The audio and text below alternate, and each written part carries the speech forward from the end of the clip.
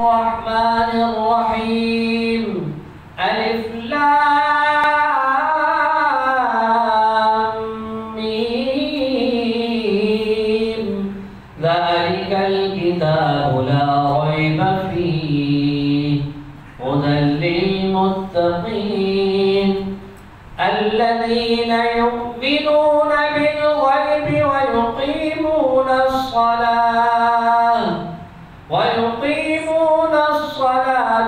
ومما رزقناهم ينفقون والذين يؤمنون بما أنزل إليك وما أنزل من قبلك وبالآخرة هم يوقنون أولئك على هدى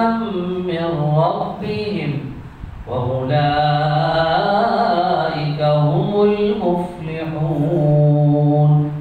صدق الله